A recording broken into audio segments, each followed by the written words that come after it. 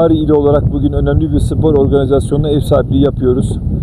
Yaklaşık 3 gün boyunca devam eden yarışmalarımızın bugün itibariyle Ağrı Dağı'nın 3200 rakımlı noktasında finish çizgisiyle motorcularımız bu yarışmamızı bitirecekler. Sabah itibariyle özellikle Diyadin Kanyonu ve akabinde Tendürek hattında devam eden yarışlar oldukça heyecan vericiydi. İlk defa Tendürek Dağı'na yarışmacılarımız, sporcularımız motosikletleriyle ulaştılar. Orada şanlı Türk bayrağımızı açtılar, İstiklal Marşımızı okudular. Bu bizleri çok gururlandırdı. Akabinde İshak Paşa Sarayı'nın eteklerinden bulunduğumuz noktaya doğru harekete geçtiler ve burada da dediğim gibi 3200 noktasında Türkiye Enduro ve ATV şampiyonamızı bitirmiş olacağız. Bu yarışma birkaç noktadan önem arz ediyor. Tabii ki spor sadece yarışmak değil, spor şehirleri birbirine tanıtan, kardeşliğim, dostluk kültürünü arttıran önemli de bir organizasyon. Biz bu noktada Ağrı İl Vilayeti, Ağrı İl olarak Ağrı ilimizin spor turizminin de bir merkezi yapmayı düşünüyoruz. Çünkü Ağrı sahip olduğu doğal güzellikleriyle, tarihi ve kültürel birikimiyle, eşsiz coğrafyasıyla bunu fazlasıyla hak ediyor.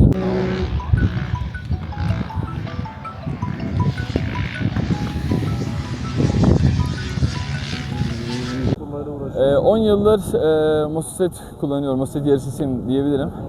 Neredeyse Türkiye'nin her yerinde motosiklet kullandık. Fakat buranın doğası gerçekten, atmosferi inanılmaz güzel. Büyüleyici bir doğası var diyebilirim. Burada olmaktan çok keyif aldık. Zorlandınız mı? Evet, biraz zorlu fakat güzel oldu. Yani her zaman da zoru seviyoruz zaten.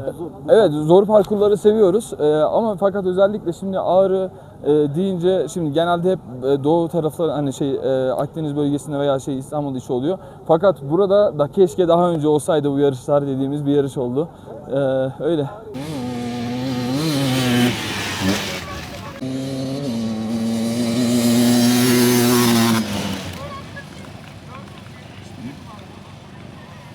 Sakarya Pamukova'da yaşıyorum.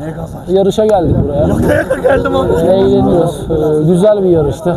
Düştüm az önce. Çok kötü bir şekilde takla attım. Vallahi bir şey olmadı. Galiba şu anda bir şey yok. Sıcağına bir şey hissetmiyorum ama bakalım inşallah. Nasıl gördüğünüz etapları? Etaplar çok güzel. Ağrı'yı da çok beğendik. Her yeri gezdik, dolaştık. Güzel keyif aldık. Hepimiz eğlendik. Daha önce uğramış mıydınız? Hiç gelmemiştim buraya. İlk defa nasip oldu. Zorlu bir etap. Zorlu bir etaptı, evet, zorluydu, güzeldi. Oğlum araba yok oğlum, ne arabası? Şu kaç? Yalancı. Mükemmel.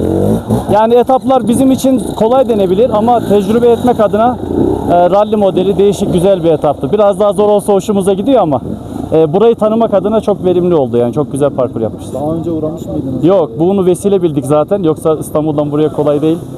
Ama çok iyi oldu, iyi ki gelmişim. Değişti yani fikirleriniz Ağrı hakkında. Biz Ağrı'yı seviyoruz, Doğu'yu, her yeri seviyoruz. Yurdun hepsi bizim. Tabii ki ama oluşmuş bir ön yargı vardı. Bu yıkıldı deniyordu. Gözle görmek çok başka bir şey. Tecrübe ettik. Dostlarımıza anlatacağız inşallah. Anadolu harika yani.